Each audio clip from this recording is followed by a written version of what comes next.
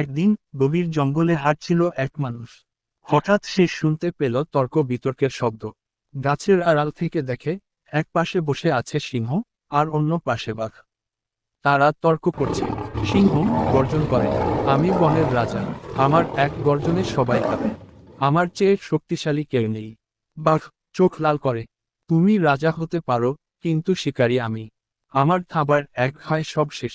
মানুষ সাহস করে এগিয়ে আসে, তোমরা দুজনেই শক্তিশালী, এতে সন্দেহ নেই, কিন্তু তোমরা জানো কি, শক্তির চেয়েও বড় জিনিস হলো বুদ্ধি। সিংহ হাসতে হাসতে, তুই, তোর আবার কি শক্তি, কি বুদ্ধি? বাঘ কটাক্ষ করে, তোর কথায় যদি এত বুদ্ধি থাকে, তাহলে প্রমাণ দে।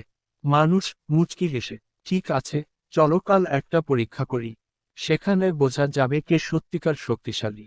পরদিন সকাল, বনের মাঝে মানুষ একটি খাঁচা বসায়, ভেতরে তাজা মাংস।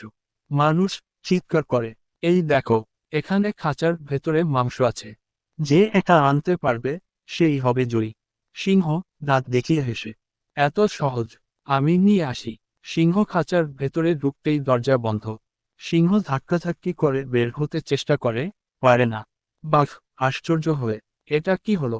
মানুষ ঠান্ডা গলায়, এটাই বুদ্ধি, খাঁচা আমার তৈরি, ফাঁদ আমার পরিকল্পনা, শক্তি দিয়ে সব হয় না, বুদ্ধি থাকলে দুর্বল মানুষও রাজাকে বন্দি করতে পারে। সিংহ গর্জন করে, তুই আমাদের ঠকিয়েছিস। মানুষ, না রাজা, আমি শুধু শিখিয়েছি, লোভ ও অহংকার শক্তিকে অন্ধ করে তোলে, আর বুদ্ধি সেই অন্ধকারে আলো জ্বালায়। বাঘ চুপচাপ মাথা নিচু করে, আজ বুঝলাম, শুধু শক্তি থাকলেই চলে না। শেষ কথা, শক্তি বড় নয়, বুদ্ধি সত্যিকার শক্তি।